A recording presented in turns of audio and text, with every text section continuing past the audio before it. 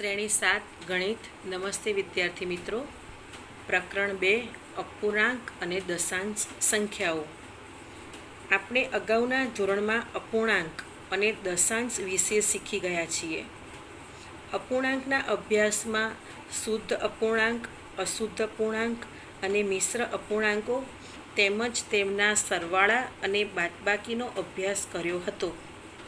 આ પ્રકરણમાં આપણે અપૂર્ણાંકો અને દશાંશના ગુણાકાર અને ભાગાકાર વિશે શીખીશું. થોડા પુનરાવર્તન સાથે આપણે આગળ વધીશું. એમાં સૌથી પહેલાં જોઈશું શુદ્ધ અપૂર્ણાંક. જે અપૂર્ણાંકના છેદ કરતાં અંશ નાનો હોય તે શુદ્ધ અપૂર્ણાંક કહેવાય. દાખલા તરીકે 3/5, એમાં અંશ નાનો છે. 7/8, 2/7, 4/5. આ બધા અપૂર્ણાંકમાં તમે જુઓ છો કે એમાં અંશ છેદ કરતાં નાનો છે. ત્યાર પછી આવશે અશુદ્ધ અપૂર્ણાંક. જે અપૂર્ણાંકના છેદ કરતાં અંશ મોટો હોય તે અશુદ્ધ અપૂર્ણાંક કહેવાય. દાખલા તરીકે 11/5, 3/2, 17/3, 19/4. આ બધા ઉદાહરણમાં તમે જુઓ કે અંશ કેવો છે, છેદ કરતાં મોટો. મિશ્ર અપૂર્ણાંક. એક પૂર્ણાંક સંખ્યા અને એક અપૂર્ણાંક સંખ્યાના સરવાળાથી બનતી સંખ્યાને મિશ્ર અપૂર્ણાંક કહેવાય છે. દાખલા તરીકે 2.3/4, 2.4/5, 7.3, 2.1. અશુદ્ધ અપૂર્ણાંકને મિશ્ર અપૂર્ણાંકમાં ફેરવી શકાય. દાખલા તરીકે 21/8. આ એક અશુદ્ધ અપૂર્ણાંક છે.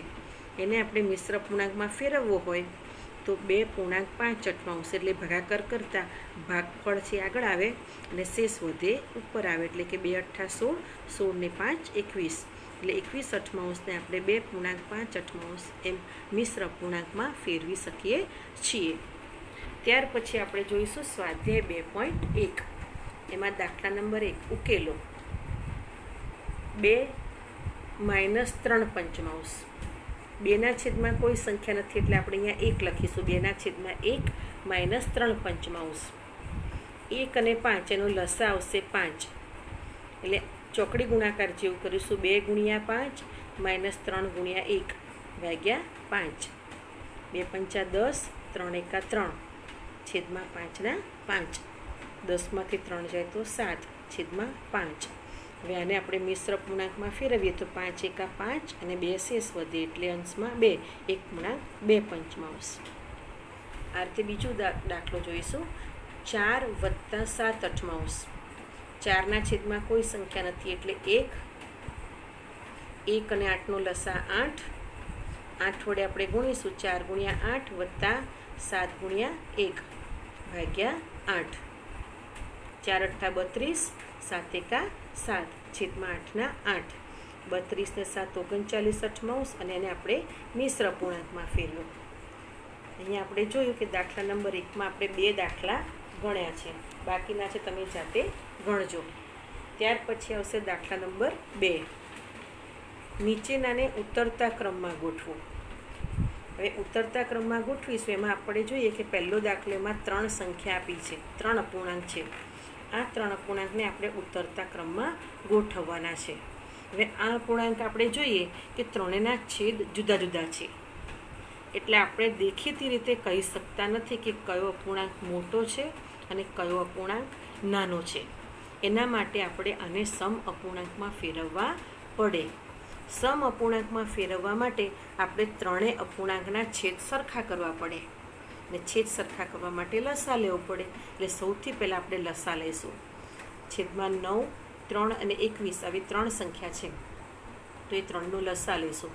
લસા લીધો તો આવ્યો 63. તો આપણે આ ત્રણેય અપૂર્ણાંકના છેદમાં 63 લાવીશું. પહેલો અપૂર્ણાંક છે 2/9.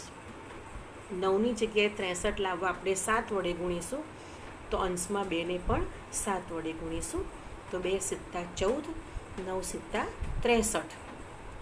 2/3. 3ની જગ્યાએ 63 લાવવા 21 વડે ગુણીશું. તો અંશમાં પણ 2ને 21 વડે ગુણીશું. 21 × 2 = 42 અને 21 × 3 = 63. 8/21. 21ની જગ્યાએ 63 લાવવા 3 વડે ગુણીશું. તો અંશમાં 8ને પણ 3 વડે ગુણીશું. 8 તરી 24, 21 તરી 63. હવે આ ત્રણેય સમ અપૂર્ણાંકો થઈ ગયા, એટલે કે ત્રણેયના છેદ સરખા થયા. હવે આપણે આની ઉપરથી જોઈશું કે 42/63 એ મોટી સંખ્યા છે. એનાથી નાની 24/63 અને સૌથી નાની 14/63. તો આપણે અહીંયા અપૂર્ણાંકોને ઉતરતા ક્રમમાં ગોઠવ્યા. હવે મૂળ અપૂર્ણાંક કયો છે? તો 42/63 એટલે 2/3, 24/63 એટલે 8/21 અને 14/63 એટલે 2/9. તો અહીંયા આપણે ઉતરતા ક્રમમાં આ રીતે અપૂર્ણાંકોને ગોઠવી શકીએ છીએ. આનો બીજો દાખલો તમે જાતે ગણજો. દાખલા નંબર 3. જાદુઈ ચોરસમાં દરેક આડી હરોળ, ઊભી હરોળ અને ત્રાસી હરોળની સંખ્યાઓનો સરવાળો સમાન આવે છે. શું આ એક જાદુઈ ચોરસ છે? અહીંયા એક ચોરસ આપ્યો છે. એમાં આડી 3 હરોળ છે, ઊભી પણ 3 હરોળ છે. એમાં જે અપૂર્ણાંકો આપ્યા છે એને આપણે સરવાળા કરી અને આપણે ચેક કરવાનું છે કે એનો સરવાળો સમાન છે કે નહીં. તો આપણે જોઈશું પ્રથમ આડી હરોળમાં શું આવે છે. આપણે જોઈએ પ્રથમ આડી હરોળમાં 4/11, 9/11, 2/11 એટલે 4/11, 9/11 અને 2/11. આ ત્રણેયનો સરવાળો કરીએ તો સમછેદી અપૂર્ણાંક છે. તો 4 ને 9 13, 13 ને 2 15, 15/11. તો મેં આ પ્રથમ આડી હરોળનો સરવાળો કર્યો છે. બીજી અને ત્રીજી આડી હરોળનો સરવાળો તમે જાતે કરજો. હવે આપણે ઊભી હરોળ જોઈશું. તો આપણે અહીંયા જોઈએ કોષ્ટકમાં ઊભી હરોળમાં 4/11, 3/11 અને 8/11. એનો સરવાળો મેં અહીંયા કરીને બતાવ્યો છે. સમછેદી અપૂર્ણાંક છે. 4 ને 3 7, 7 ને 8 15, 15/11. તો પ્રથમ ઊભી હરોળનો સરવાળો 15/11. આ રીતે બીજી ઊભી હરોળ અને ત્રીજી ઊભી હરોળનો સરવાળો તમે જાતે કરજો. હવે ત્રાસી હરોળનો જોઈશું. 4/11, પછી 5/11 અને 6/11. આ રીતે ત્રાસી હરોળનો સરવાળો આપણે લઈશું. તો પ્રથમ ત્રાસી હરોળ એમાં 4/11, 5/11 અને 6/11. 6 ને 4 10 ને 5 15/11. આ રીતે તમે બીજી ત્રાસી હરોળનો સરવાળો જાતે કરજો.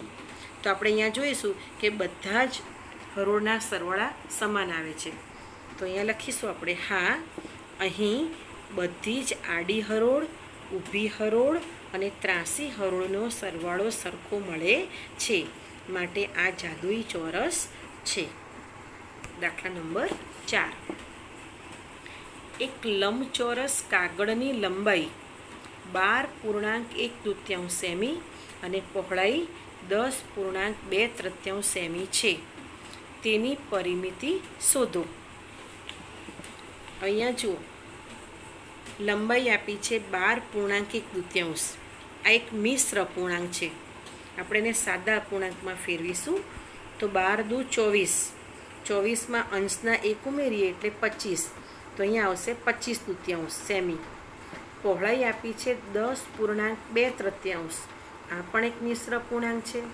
એને આપણે સાદા અપૂર્ણાંકમાં ફેરવીએ તો 10 તરી 30, 30 અને અંશના 2 ઉમેરો એટલે 32, 32/3 સેમી.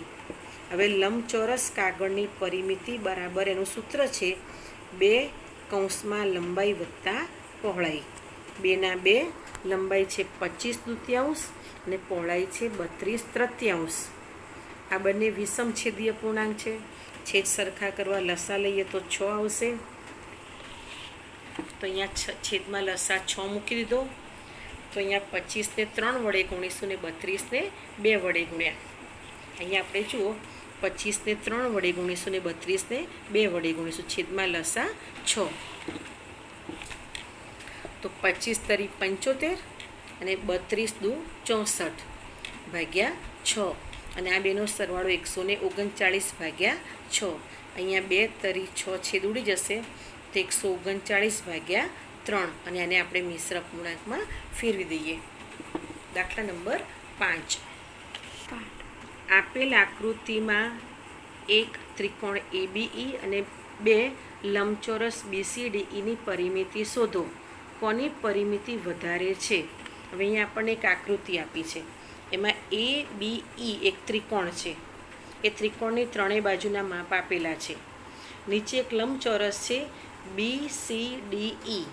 એમાં આ બાજુનું માપ આપ્યું છે 7/6 સેમી. આ સેમી કોમન છે જે ત્રિકોણમાં આવી જાય છે. તો આ બંનેની આપણે પરિમિતિ શોધવાની છે. તો આપણે સૌથી પહેલાં ત્રિકોણ ABEની પરિમિતિ શોધીશું. તેમાં આપણે ત્રિકોણની ત્રણેય બાજુ AB, BE ને AE એની બાજુના માપનો સરવાળો લઈશું. તો AB આપી છે ચોપડીમાં આપણે જોઈએ ABનું માપ આપ્યું છે 5/2, BE 2.3 અને AE 3.3. એ ત્રણેયનો આપણે અહીંયા સરવાળો કરીશું. હવે આ બંને મિશ્ર પૂર્ણાંક છે તો સાદા પૂર્ણાંકમાં ફેરવ્યા. હવે આ વિષમછેદીય પૂર્ણાંક છે તેનો લસા લીધો, લસા 20 આવ્યો છે. બરાબર. હવે આપણે 2ની જગ્યાએ 20 લાવવા 10 વડે ગુણીશું તો અંશમાં પણ 10 વડે ગુણીએ તો 5 × 10. 4ની જગ્યાએ 20 લાવવા 5 વડે ગુણીશું તો 11 × 5. 5ની જગ્યાએ 20 લાવવા 4 વડે ગુણીશું તો 18 × 4. અને છેદમાં 20 લસા.